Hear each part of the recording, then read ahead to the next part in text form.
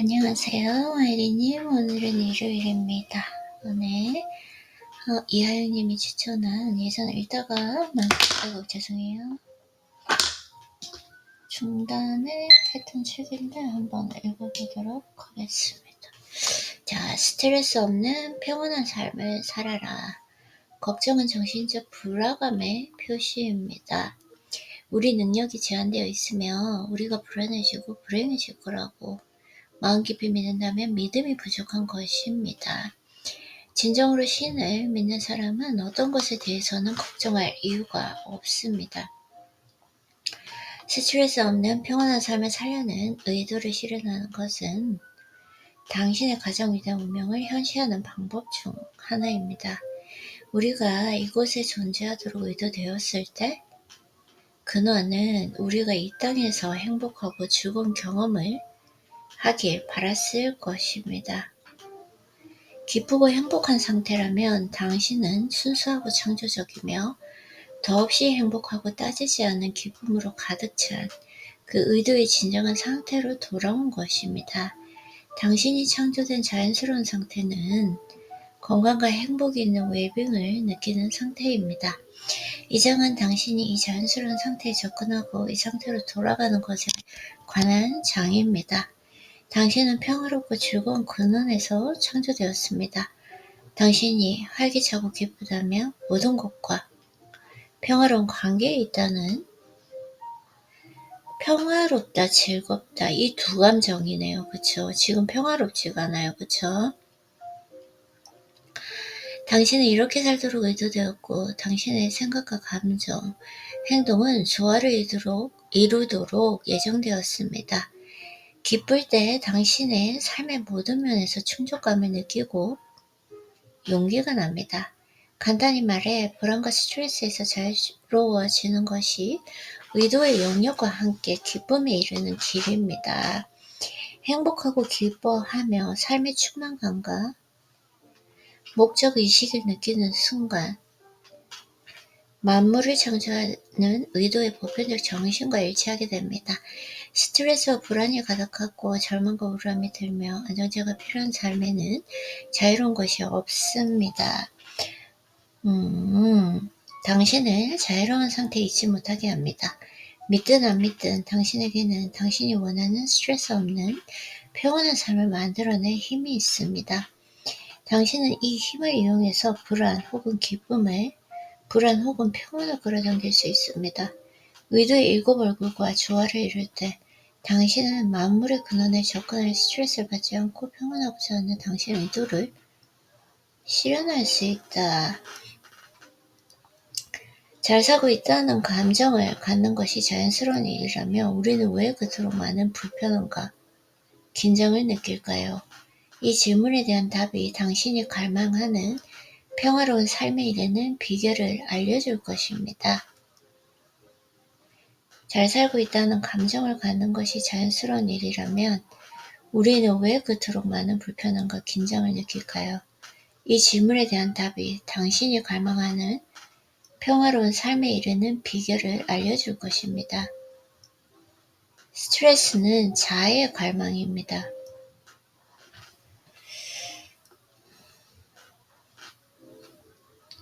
이 성가신 자아는 당신이 스트레스를 불안을 느낄 때 작용합니다. 자아는 당신이 세상에서 실제로 뭔가를 하고 있다고 느낍니다. 그렇기 때문에 당신이 스트레스에 더 효과적으로 대응한다고 여길지도 모릅니다. 아마도 그렇게 하는 것이 옳다는 믿음 또는 습관, 간섭 때문일 것입니다. 오로지 당신만 그 이유를 분석할 수 있습니다. 그러나 어쨌건 사실은 당신이 스트레스에 익숙하고 평온함에는 익숙하지 않다는 것입니다. 그래서 자아는 스트레스를 원합니다. 하지만 실제 세상에는 스트레스나 불안이 없습니다.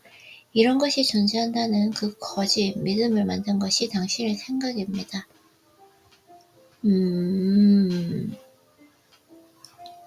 스트레스는 포장하거나 만지거나 볼 수가 없습니다.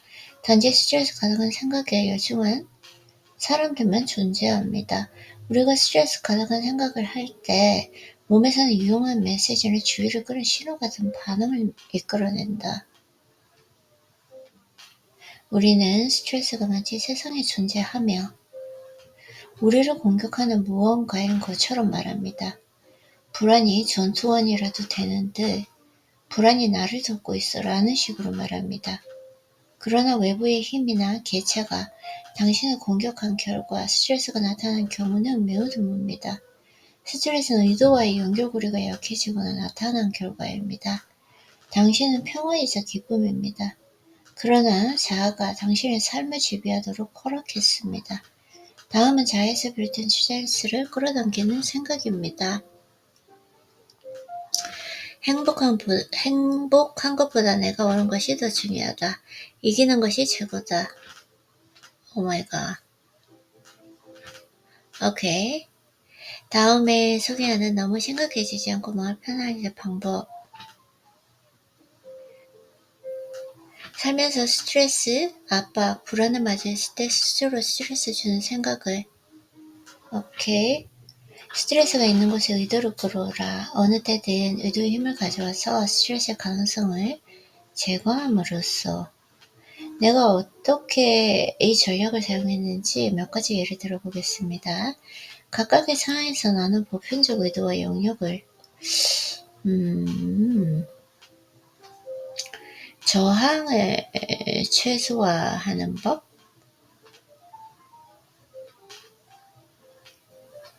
나는 풍요로운 우주에 살고 있다. 그러므로 내가 가진 것과 괜찮아질 것에 대해서 생각하기로 한다. 우주가 질 것이다. 나는 이 순간 평화롭다. 나는 지금 하고 있는 한 가지 일만 생각할 것입니다. 나는 평화로운 생각을 할 것입니다. 나는 지금 내가 하고 있는 일에 감사하기로 합니다. 그리고 더 큰 기회를 끌어당길 것입니다. 나는 건강하고 건강한 생각을 합니다. 나는 치유를 끌어당기는 우주에서 살고 있습니다. 그래서 미리부터 걱정하기를 거부합니다.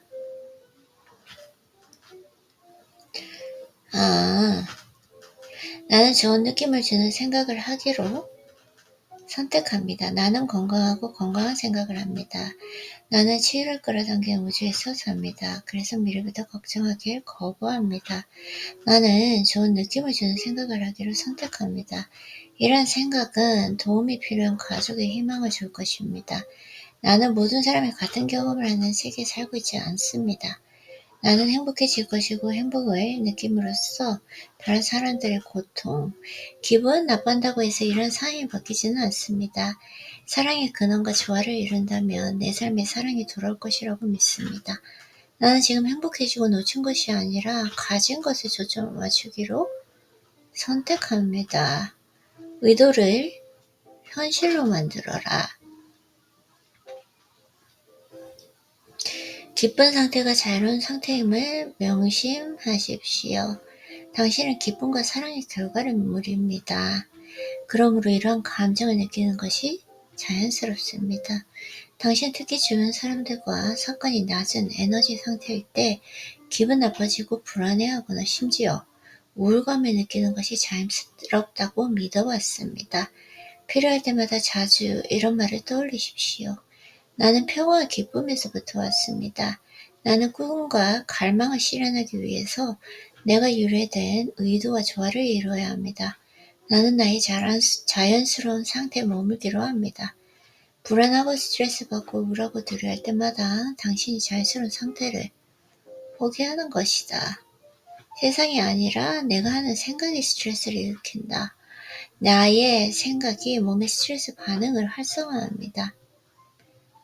너무 이게 지금 스트레스에 집중하네요. 그쵸? 그러면은 혹시 이제 긍정적으로 할 수 있는 게 있나? 이렇게 한번 보면은 의도에 연결하라.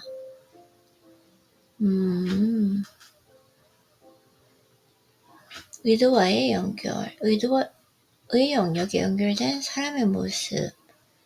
모든 생명의 근원과 자기 현실적인 사람들은 그들이 될 수 있는 사람이 됩니다. 근원과 조화를 이루며 살아가는 사람들도 평범한 사람들과 전혀 달라 보이지 않습니다. 신성한 자질을 알려주는 특별한 옷을 입는 것도 후광도 없습니다. 그러나 그들이 모든 행운을 가진 사람들처럼 삶을 살아가는 것을 깨닫고 그들과 대화를 해보면 그들이 평범한 수준의 인식을 갖고 사는 사람들과 비교할 때 얼마나 차이가 나는지 알게 됩니다. 의도인과에 연결된 사람들과 잠깐이라도 대화를 해보면 그들이 얼마나 독특한지를 알 수 있을 것입니다. 의도의 영역과 조화롭게 연결되어 있음을 나타내기 위해 이 사람들을 연결자라고 부르겠습니다. 대신에 이렇게 말한 것을 훨씬 많이 들을 것입니다. 나는 이것을 만들 계획이고 잘 될 것이다. 생각보다 제가 조금 읽혀지지는 않는 것 같아요. 자, 그러면은 오늘은 어떤 책을 한번 읽어볼까요?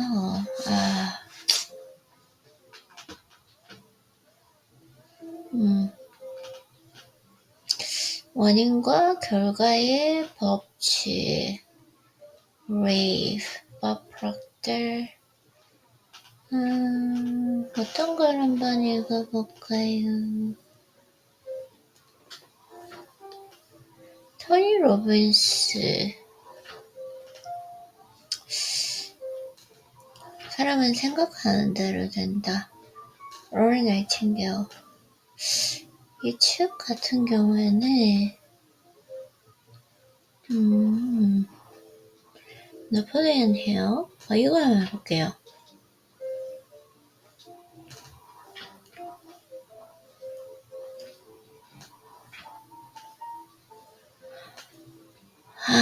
오케이.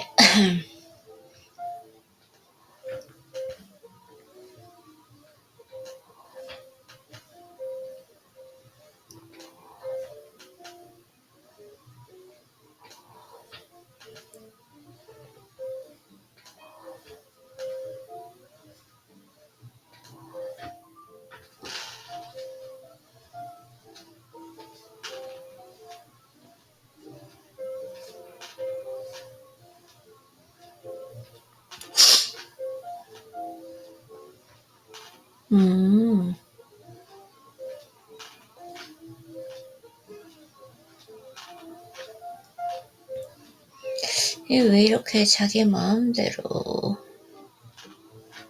될까요? 부의 8기둥.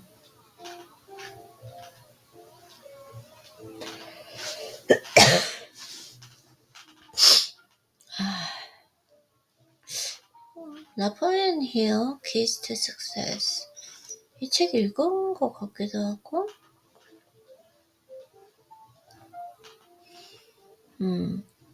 자기 훈련을 위해서는 이성과 감정이 균형을 이루어야 합니다.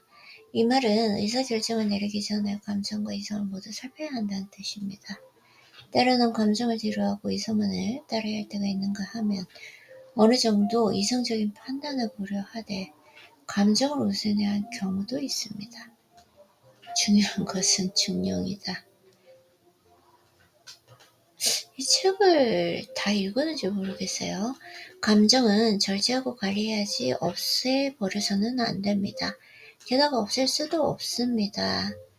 감정은 마치 강과 같아서 잘 막아두었다가 절제하고 관리하면서 그 힘을 방출할 수는 있지만 영원히 가둬둘 수는 없습니다. 부정적인 감정도 절제하고 관리할 수 있습니다. 긍정적인 마음가짐과 자기 훈련을 통해 부정적인 감정의 피해를 없애고 건설적인 목표에 도움이 될 수 있도록 할 수 있습니다. 두려움과 분노가 격렬한 행동을 유발하기도 하지만 부정적인 감정과 긍정적인 감정을 분출하기 전에는 항상 이성의 판단을 거쳐야 합니다. 이성이 없는 감정은 무서운 적일 뿐입니다. 감정과 이성 간의 균형을 유지하는 결정적인 능력은 무엇일까요? 바로 의지력입니다. 즉, 자해입니다. 마음과 생각은 이를 다스리는 주인이 있어야 하며 그 주인은 자해에서 찾을 수 있습니다. 그러나 당신의 자아는 자기 훈련을 통해서만 이런 역할을 다할 것입니다. 4대 영역. 자기 훈련은 감정을 절제하고 이성이 균형을 잡도록 해줄 뿐만 아니라 매우 중요한 다음 4가지 영역에서도 상당히 유용합니다. 지나치게 많은 음식과 술과 약물 같은 외부 요인들은 수명을 단축시키고 심신을 쇠약하게 만들 뿐만 아니라 당면한 문제에 집중하지 못하게 만든다. 이에 대해서 더 이상 설교할 필요가 없을 것이다. 무절제한 식욕의 결과는 경험으로 알고 있을 테니 식욕 역시 자기 훈련의 대상입니다. 긍정적인 마음가짐. 긍정적인 마음가짐은 명확한 목표를 세울 수 있는 유일한 마음의 상태입니다. 이를 통해 다른 사람들로 하여금 당신과 협력하도록 유도함으로써 당신에게 도움을 줄 수 있습니다. 또한 믿음을 실행함으로써 무한 지성의 힘을 끌어당길 수도 있습니다. 자기 훈련은 마음가짐을 통해 원하는 것은 끌어당기고 위협이 되는 것은 물리칠 수 있게 해줍니다. 시간 낭비는 죄라는 옛말이 있습니다. 대부분의 사람들은 자신이 선망하는 사람들처럼 호화로운 삶을 살기 위해 노력한다는데 충분히 시간을 쓰지 않고 그 시간을 그저 뒷담화하는 데 낭비하고 맙니다. 시간은 가장 귀중한 자산으로 제대로 사용하며 은행에 넣어둔 돈과 같습니다. 따라서 엄격한 자기 훈련을 통해 시간을 관리해야 한다. 이렇게 제가 지금 어떻게 이거를 잘 할 수 있을까요? 생각에 빠져서 제가 너무 거기서 지금 빠져나오지를 못하고 있거든요.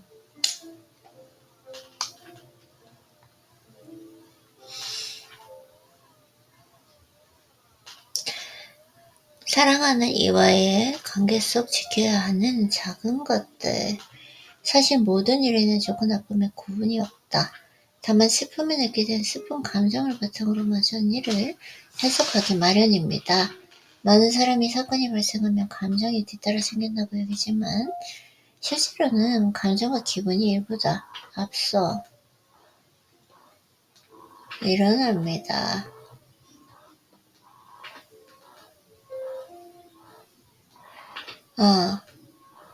우리 눈에 보이는 외부 세계의 모든 것은 자기 내면이 반영된 세계라고 말한 것처럼 사람의 감정을 유발하는 유일한 원인은 자기 자신에게 있습니다. 인생 최대의 적은 바로 나 자신이다 라고 말했습니다. 자기 감정을 남의 탓으로 돌리지 말고 스스로 책임을 질 줄 알아야지만 상호관계 구축을 위한 최대 가능성이 열리게 된다.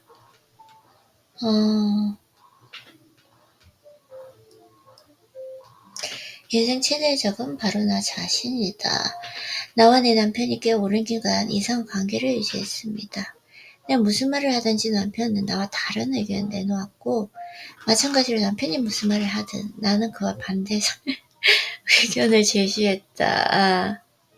사람은 어릴 때부터 평생 자기 가치감을 추구하고 자신의 중요성을 확인합니다. 이처럼 자기 가치감을 중조하고 중요성을 확인하는 행동을 하는 근본적인 이유는 사랑하고 싶고 사랑받고 싶은 커다란 갈망 때문이다. 사랑받지 못한다는 거 어쩌면 세상에서 가장 무서운 일이지 않을까? 친밀한 관계에 따르면 어릴 때 모두에게 균등하게 분배될 만큼 자원이 충분하지 않다는 그 생각이 들면 그만큼 결여된 관점으로 모든 세상을 바라보게 됩니다. 만약 당신에게 돌아갈 사랑이 충분하지 않다고 느끼면 형제자매와 같은 다른 경제자를 물리쳐야만 원하는 사랑을 얻을 수 있다고 생각한다는 것입니다. 가장 특별한 사람이 되고 싶다는 경쟁 의식은 부부 사이에도 발생할 수 있습니다. 우리는 종종 사랑을 쟁취하기 위해 자기는 특별하게 만들어주는 일이라면 무엇이든 하고 그 특별함을 이용해 상대방을 옥죄므로써 자신의 중요성을 확인하려 드는데 이런 태도가 배우자를 경쟁자로 인식하게 만듭니다. 우리는 끊임없이 내가 더 뛰어나고 특별하다는 사실을 증명해내려 하고 승자가 되기 위해서라면 공격적인 말이나 행동도 서슴지 않습니다. 그런 날들이 하루 이틀 반복되면 결혼 생활 중에 흔히 생기는 작은 일들은 눈덩이처럼 커지기 마련이고 화는 분노가 되며 화합은 날선 갈등으로 변해 상대를 겨냥하며 갈망했던 사람과 정반대의 결과를 맞이하게 됩니다. 상대를 찍어 누르고 꺾어내리는 위압적인 방식은 당신의 특별함을 증명해주지 않습니다. 되려 이런 경쟁 심리를 내려놓고 지는 사람이 되는 것을 두려워하지 않아야 사랑의 빛이 당신을 비춰줄 수 있다. 관계 속에서 불만 가득한 희생자가 되지 않기. 결혼을 하고 나서 남편과 가정 위에 직장을 옮기거나 왜 이런 현상이 생기는 걸까요? 아마 진심으로 희생자가 되고 싶은 사람은 아무도 없을 것이기 때문입니다. 자신이 희생한다고 여기에 되는 순간부터 두 사람의 관계는 이미 비극적인 결말이 예정된 것이나 다름없습니다. 오랜 시간 자신을 희생하는 사람이라고 여기면 불만이 모래탑처럼 아슬아슬하게 쌓이다가 모두 무너지고 위기를 맞는다. 아무리 부부 사이여도 성격은 각자 다르기 때문에 서로의 장점을 파악하고 상호 보완해야 결혼 생활의 시너지가 극대화될 수 있습니다. 결혼 관계에서 가사 분담에 대한 차이는 있을 수 있지만 역할의 우열은 나눌 수가 없습니다. 결혼 때문에 자신을 희생했다고 여기면 결혼 생활에서 자신이 덜 중요한 역할을 맡았다는 생각이 들면서 관계 균형이 무너지기 시작합니다. 그 대화의 문제가 아니다. 내 생각의 문제다. 이걸 바꿔야 된다. 이런 습관을 바꿔야 돼요. 어느 한쪽도 자신을 관계의 희생자라고 정의해서는 안 됩니다. 상대방을 완벽하게 만들어주기 위해 자신을 희생했다고 여기는 순간 비참한 희생자가 되기 때문입니다. 이런 마음을 가지면 이혼은 아니더라도 부부관계가 아슬아슬하게 겨우 유지되는 비극적인 결말을 초래할 수 있습니다. 관계 속에서 계속 성장하는 사람 되기. 성장형 사고방식과 고정형 사고방식을 가지고 있다고 여겼습니다. 성장형 사고방식을 가진 사람은 좌절을 해결할 필요가 있는 문제라고 여기지만 고정형 사고방식을 가진 사람은 영원한 실패라고 한다. 친밀한 관계 전문가. 이 관계를 그만해야겠다고 생각했습니다. 그가 절망의 시간을 한 번 또 한 번 넘기면서 둘의 사이가 서서히 나아졌다. 계속 성장하겠다는 태도로 결혼 생활에 임하며 결혼 생활에서 불거진 모든 문제를 성장의 기회로 삼은 덕분이었습니다. 서로의 언쟁 속에서 하염없이 눈물 속에서 항상 뒤돌아보며 사랑을 나누기 위해 상대의 두 손을 꼭 잡았던 감동적인 순간을 떠올릴 수 있다면 배우자의 손을 잡고 남은 여정을 계속 함께할 용기가 생길 것입니다. 친밀한 관계는 수련의 장이고 우리는 그 위에서 배우고 성장해야 한다.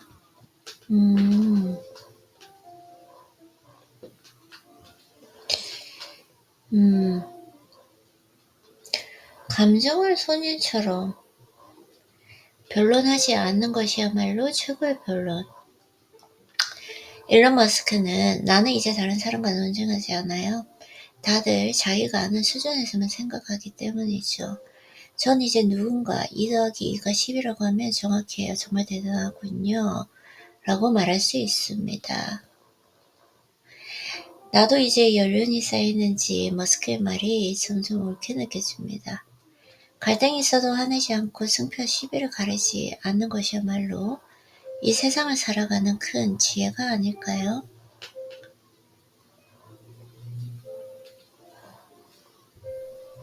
와,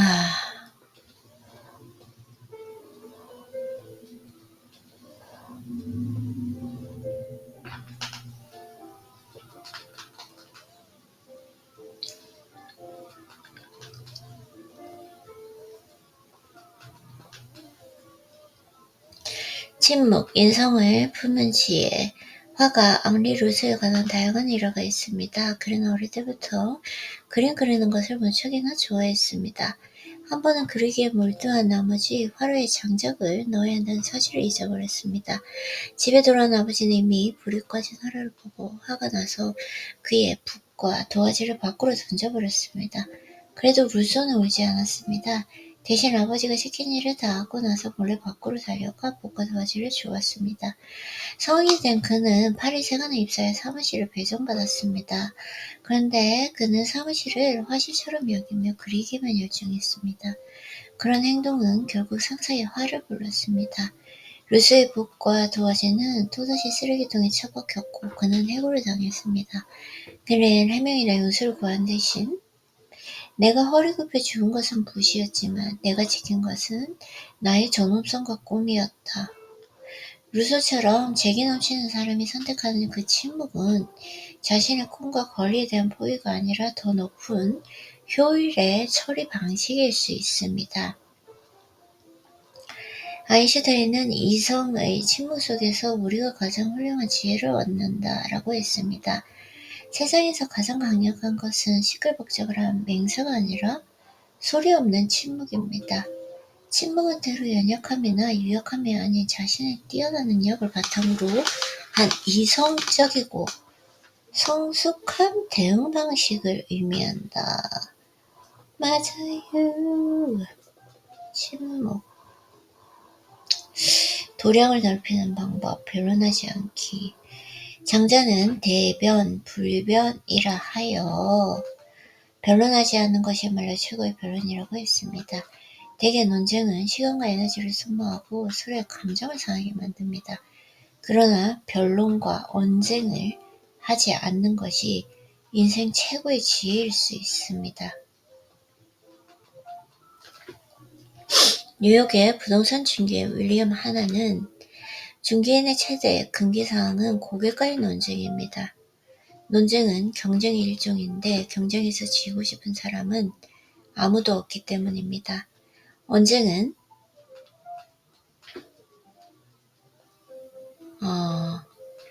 사람들을 하여금 자기 입장만 고수하게 만들기 때문에 문제가 더 복잡하게 보이고 불필요한 갈등과 충돌이 생긴다. 논쟁하지 않으면 얼핏 타협하는 것처럼 보일 수 있다.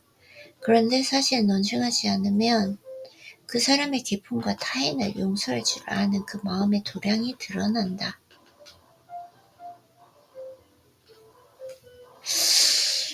논쟁하지 않으면 얼핏 타협하는 것처럼 보일 수 있다. 그런데 사실 논쟁하지 않으면 그 사람의 기쁨과 타인을 용서할 수 있는 도량이 드러난다. 너무 좋죠.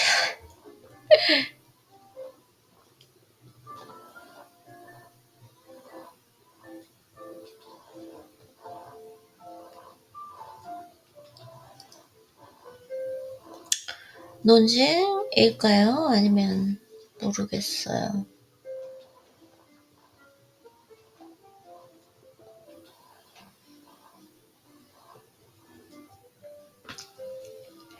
우물한 개구리에게 바다를 알려줄 수 없는 이유는 좁은 공간 때문이고 여름벌레에게 얼음을 알려줄 수 없는 이유는 제한된 시간 때문이고 마음이 굽은 선비에게 돌을 알려줄 수 없는 이유는 편협한 도리 때문입니다. 가진 지식이 다르고 가치관이 다르며 경험이 다르다 보면 식견도 다를 수밖에 없으니 논쟁할 이유가 없다는 뜻입니다.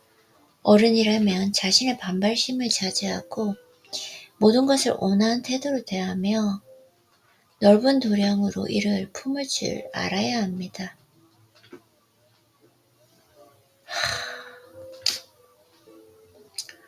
이를 품을 줄 알아야 한다. 어른의 세계, 논쟁 대신 침묵.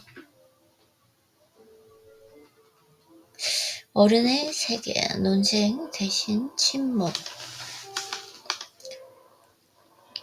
위치가 다르면 말을 줄이는 것이 현명하고 식견이 다르면 다투거나 논쟁하지 않습니다. 라는 말이 있습니다. 말을 삼가는 것이 최고의 지혜라면 마음을 다스리는 것은 최고의 자기절제다.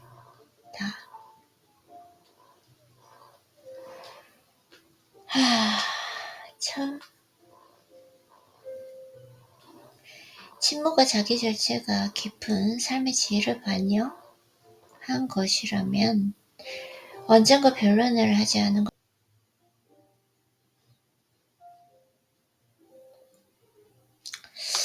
자, 말을 삼가는 것이 최고의 지혜라면 마음을 다스리는 것은 최고의 절제이다. 침묵과 자기절제가 깊은 삶의 지혜를 반영한 것이라면 언젠가 변론을 하지 않는 것은 더 큰 노력과 수행을 필요로 합니다. 남은 인생을 즐겁고 행복하게 보내고 싶다면 다른 사람과 논쟁하지 않는 법을 배워야 합니다.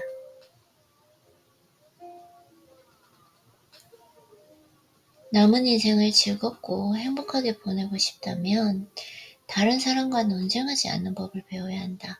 가족과 논쟁하지 않기. 가족이나 배우자와의 논쟁은 모두에게 패배의 값만을 안겨줄 뿐입니다.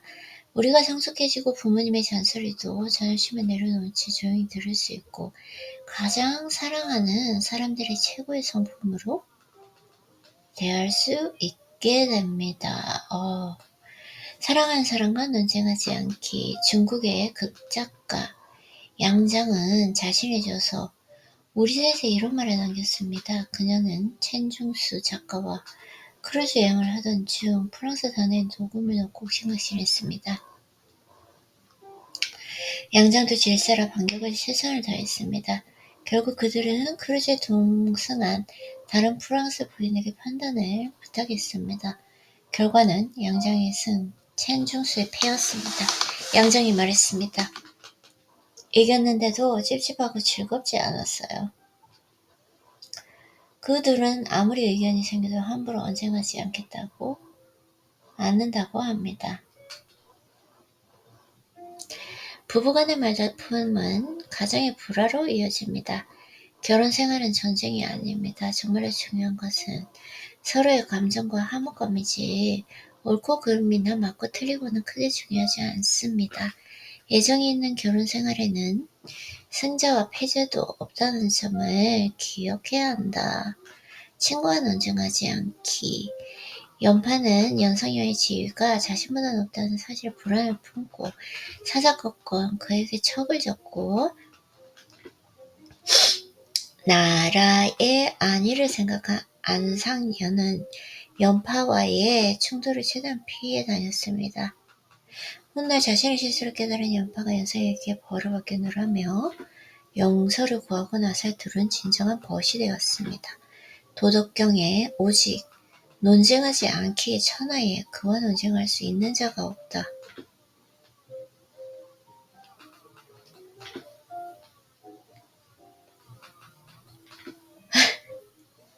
라는 구절이 있어. 비논쟁적인 자세를 취하면 아무도 논쟁할 수 없다는 뜻입니다. 정말 강한 사람은 다른 사람과 경쟁하려 애쓰지 않습니다. 그들은 외부 세계의 낭설에 맞설 수 있는 강한 내면과 충분한 자신감을 가졌기 때문입니다. 젊은 시절에는 지는 게 달갑지 않아서 승패에 집착했지만 연륜이 쌓이다 보면 중요한 것은 승패가 아니라 내면의 편안함과 조화라는 사실을 깨닫게 됩니다. 알아도 모르는 척 침묵하고 논쟁을 삼가는 것이 자신과 타인의 체면을 지키는 최고의 방법이다. 젊은 시절에는 지는 게 달갑지 않아서 승패에 집착하지만 연륜이 쌓이다 보면 중요한 것은 승패가 아니라 내면의 편안함과 조화라는 사실을 깨닫게 된다. 알아도 모르는 척 침묵하고 논쟁을 삼가는 것이 자신과 타인의 체면을 지키는 최고의 방법이다. 글이 다 너무너무 좋아요. No.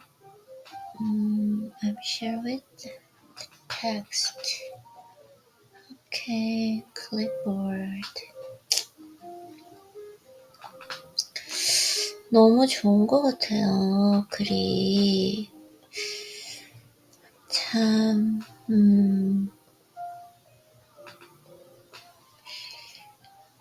이걸 아는데도 잘 안 되고,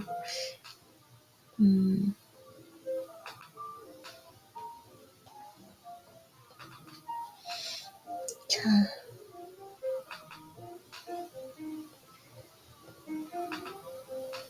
약자는 무리를 두고 강자는 고독을 즐긴다. 고생을 자처하는 사람은 적은 길을 선택하라. 인생의 필수 능력, 비우고 내려놓고 떠나기. 앞으로의 인생이 어떻게 전개되고 어떤 결말을 맞을지는 지금 이야기를 어떻게 쓰는지에 따라 결정됩니다. 만약 인생의 책장을 넘길 줄 모르면 사람은 과거의 소용돌이에 갇힌 데 끊임없이 자신을 소모하게 될 것이다. 그러니 내려놓음을 통해 과거는 과거로 넘겨두는 것이 현재 자신을 위한 최고의 배려일 것입니다. 내가 좋아하는 명언 중에 마음에 갇히지 말고 감정에 흐려지지 말며 미래를 두려워하지 말고 과거를 그리워하지 마라. 내 마음에 갇히지 말고 감정에 흐려지지 말며.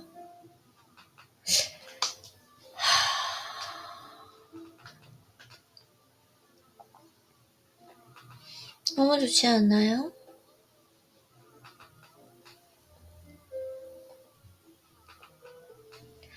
마음에 갇히지 말고 감정에 흐려지지 말며 미래를 두려워하지 말고 과거를 그리워하지 말라. 이는 과거에 집착하지 말고 과거에 발목 잡히지 말며 용감하게 미래를 향해 걸어가야 한다는 뜻입니다. 그리워하지 않는다는 것은 과거를 내려놓는다는 뜻이고, 두려워하지 않는다는 것은 미래에 대한 자신감을 가졌다는 뜻이고, 사람들에게 너무 중요하고 필수적인 내려놓음이라는 능력을 시험해보는 말입니다. 과거는 과거로 흘려보내고 현재를 출발시킴으로써 미래를 맞이해야 합니다. 내려놓지 못하는 것은 감정 소모일 뿐이다. 과거에 이미 발생한 일을 되뇌느라 과도한 시간과 감정을 사용하는 것은 현재와 미래 그리고 자신에게 부담이 됩니다. 말로 표현은 안 하지만 사람들은 속으로 똑같은 드라마의 결말을 수천 번 반복 재생합니다.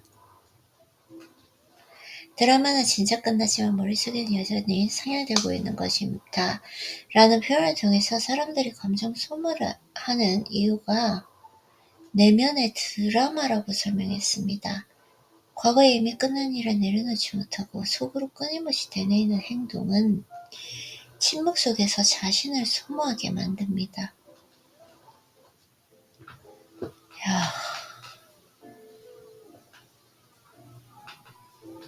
저예요, 저. 이거 진짜.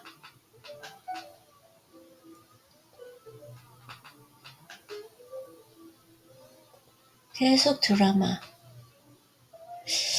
이야기를 들려주었습니다. 그러게 열심히 했는데 왜 시험하는 방법에 실수하는 것과 챔피언이 되면 실력을 갖추지만 마인드가 부족했다.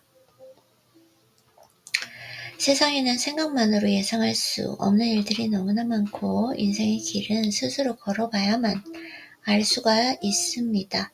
그러니 앞으로 한 걸음씩 나아가야 합니다.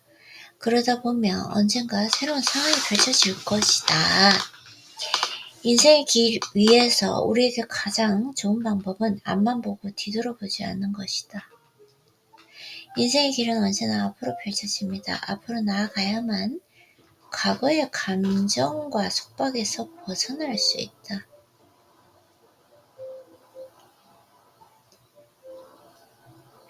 내려놓음도 일종의 능력이다. 내려놓자라고 결심할 순간 과감히 내려놓게 만드는 것은 그 사람의 패기이자 강력한 능력이고, 어제 우리를 놓아보내도록 하는 것은 인지력과 결정력 그리고 자신감이다. 일론 머스크의 모친이자 세 자녀를 모두 백만장자 바늘에 올려놓은 메이 머스크는 일명 슈퍼맘으로 통합니다. 젊은 시절 그녀의 결혼 생활은 불행했고요. 손에 들려진 카드가 별로였지만 상관이 없었습니다. 용기와 실력에 기대어 새로운 패를 고르면 된다는 생각이었습니다. 이혼 후 메이의 생활에는 따뜻한 소원이 비치기 시작했습니다. 그녀는 홀가분한 마음으로 새 자녀를 데리고 새 아이가 값싼 샌드위치로 배를 채우고 낡은 옷으로 추위를 버텨야 할 정도로 영양사로 근무하면서 수입이 조금 늘자 내 식구의 생활도 나아졌습니다. 그리고 새로운 생활을 시작하겠다고 결심한 순간부터 과감하게 새 인생을 출발한 그녀의 모습은 유년기를 보내던 새 자녀에게도 깊은 영향을 미쳤습니다. 인생이란 비우고, 비우기, 그리고 내려놓기, 그리고 떠나는 과정의 연속입니다. 불쾌한 일이나 사람에 얽매이지 않아야 정말 중요한 것을 위한 자리가 마련되고 세속적인 과거에 갇히지 않아야 내일을 위한 에너지를 남길 수 있다. 너무 좋은 게 많아요. 전부 다 저에게 말씀해 주시는 거예요. 비우고 내려놓고 떠나고 이 이치를 이해하면 언제든지 새로운 인생의 창을 열고 주인공으로서의 삶을 다시 시작할 수 있습니다.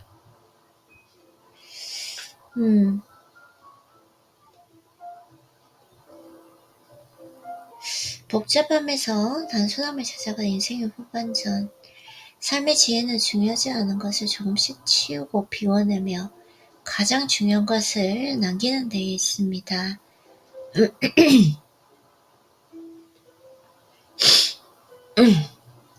삶의 지혜라고 하는 것은 중요한 것을 조금씩 치우고 비워내며 가장 중요한 것을 남기는 데에 있습니다.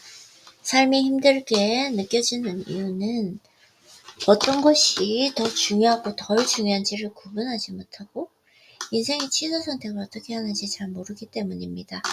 무엇이 제일 중요하고 중요하지 않은가, 무엇을 지우고 무엇을 남길 것인가. 인생을 살다 보면 무언가가 필요할 때도 있고 그로 인해 피곤해지기도 합니다.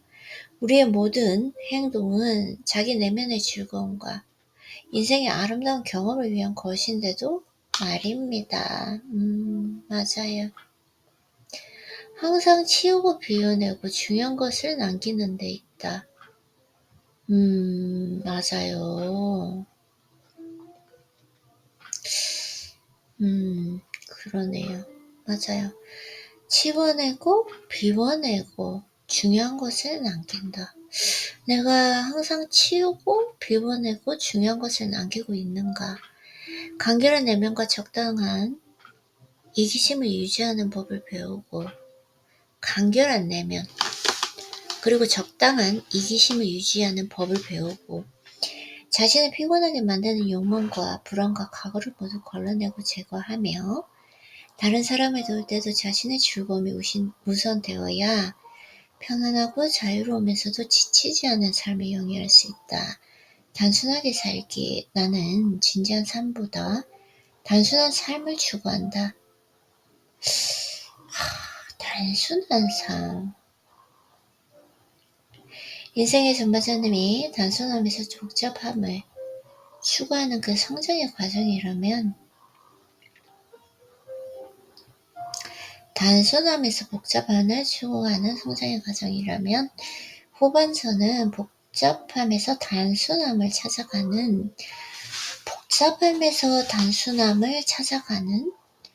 수행의 과정이다.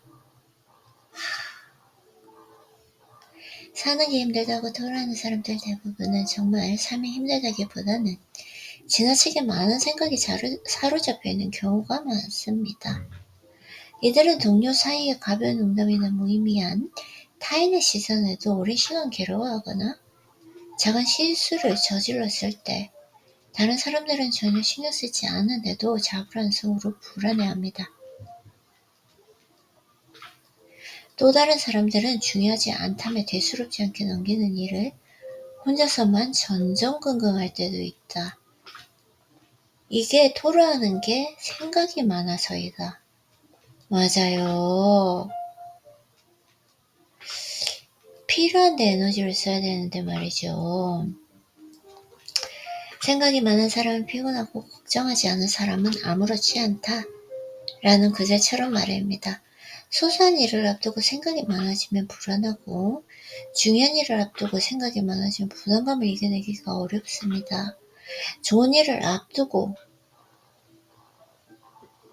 생각이 많아지면 피로가 몰려오고 나쁜 일을 앞두고 생각이 많아지면 영원히 극복할 수 없는 벽이 생긴다.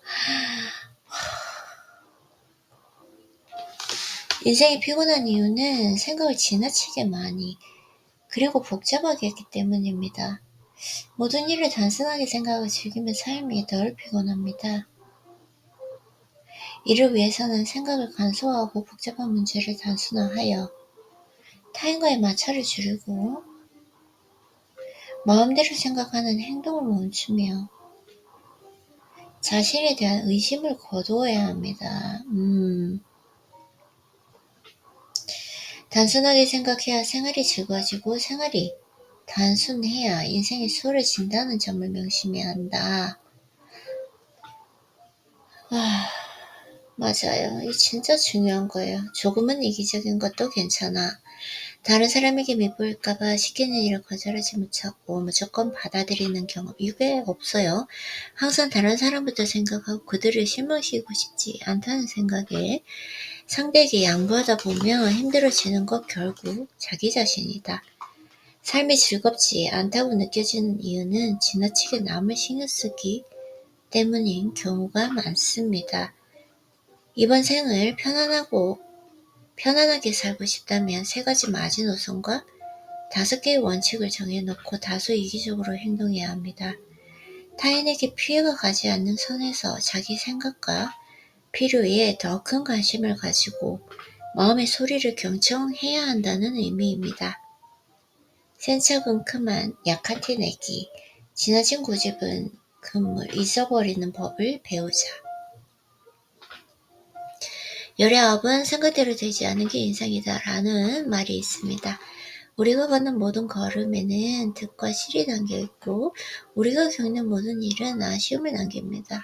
대범한 사람이라 아무것도 신경 쓰지 않은 사람이 아니라 불쾌한 일을 겪어도 빨리 털어내고 더 이상 괴로워하지 않는 법을 아는 사람입니다. 많은 것을 잊지 못하면 인생은 계속될 수 없다.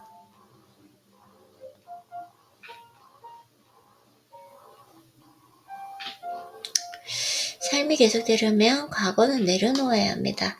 어떤 일을 잊어야만 더 유의미한 일을 할 수 있고 누군가를 잊어야만 새로운 사람을 만나 사랑을 할 수 있습니다.